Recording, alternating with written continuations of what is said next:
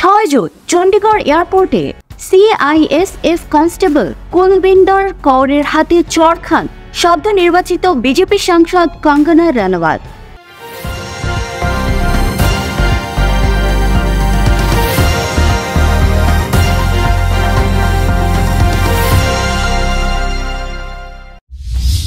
মারা গেছেন চিত্রনায়িকা রিনা সুনেত্রা কুমার। 1.5 মাস আগে 23 এপ্রিল কলকাতায় মারা যান তিনি। মৃত্যুকালে তার বয়স হয়েছিল 53 বছর। 52 দিন পর 90 দশকের এই জনপ্রিয় অভিনেত্রীর মৃত্যুর খবর জানালেন অভিনেতা জায়েদ খান। শুক্রবার জায়েদ খান তার ফেসবুক পোস্টে লিখেছেন, একসময় জনপ্রিয় নায়িকা, শৈশবের আমার পছন্দের একজন নায়িকা, তার চোখে প্রেমে পড়ত যে কেউ, তিনি সুনেত্রা। অনেকদিন বাংলাদেশ ছেড়ে কলকাতায় ছিলেন। আমি চলচ্চিত্র শিল্পী সমিতির সাধারণ সম্পাদক থাকাকালীন বেশ কয়েকবার ফোনে কথা বলেছিলাম। আজ হঠাৎ শুনলাম তিনি আর নেই, মৃত্যুবরণ করেছেন। নীরবে নিভৃতে এভাবেই চলে গেলেন। এভাবেই মানুষ হারিয়ে যায়, চলে যায়। সুনেত্রা ভারতের কলকাতায় 1970 সালে 7 জুলাই জন্মগ্রহণ করেন। মঞ্চ থেকে তার অভিনয়ের যাত্রা শুরু হয়।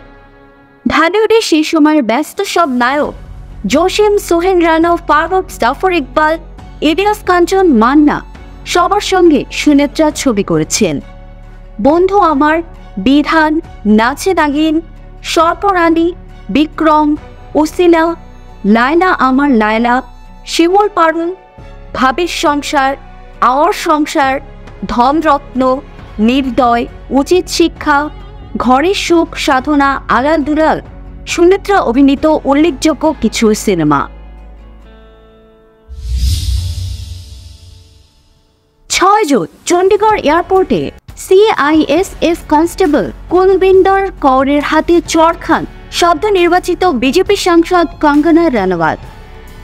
কৃষক আন্দোলনের সময় বেফাঁস মন্তব্যের জেরে এই চড় বলে জানান কুলবিন্দর। এই ঘটনায় ঝড় উঠেছে সোশ্যাল মিডিয়ায়। কেউ পাশে দাঁড়িয়েছেন কঙ্গনার, কেউ বা আবার সমর্থন করছেন ওই নারী নিরাপত্তা কর্মীকে। এই ঘটনায় কোনো অনুতাপ নেই নিরাপত্তা কর্মী কুলবিন্দরের। 7 জুন নিজের এক্স হ্যান্ডেলে তিনি লেখেন, আমার নিজের চাকরির চিন্তা নেই, মায়ের সম্মানের জন্য এমন হাজারো চাকরি হারাতে পারি। কুলবিন্দর এমন মন্তব্যে সঙ্গীত শিল্পী বিশাল দাদলানি তার পাশে দাঁড়িয়েছেন। বলেছেন, ওই কনস্টেবল যদি চাকরি হারান তাহলে তাকে চাকরি দেবেন তিনি। দেশের জনপ্রিয় পরিচালক রাশেদ রাহা পরিচালিত যে কোনো কাজই দর্শকের মন জয় করতে সক্ষম হয়েছে। তারই ধারাবাহিকতায় আসতে চলেছে ওয়েব ফিল্ম কলকাতা ডায়েরিজ। সম্প্রতি ভারতের জনপ্রিয় এক নিউজ পোর্টালকে কলকাতা ডায়েরিজ নিয়ে সাক্ষাৎকার দিয়েছেন রাশেদ রাহা। সেখানে তিনি বলেছেন, প্রচুর ঘটনা ছুঁয়ে গিয়েছে, কলকাতার মানুষের হয়তো চোখে পড়েনি। তেমনই এক ঘটনা অনামিকা শর্মী ও পিকেকে নিয়ে। নামগুলো কাল্পনিক, তবে ঘটনা সত্যি।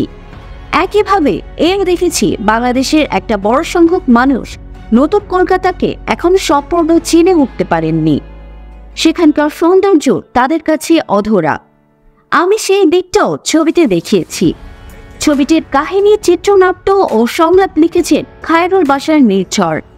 ওয়েব ফিল্মটির প্রধান চরিত্রগুলোতে দেখা যাবে ওপার বাংলার শ্রীলেখা মিত্র, দর্শনা বণিক ও এপারের সিফাত আমিনকে।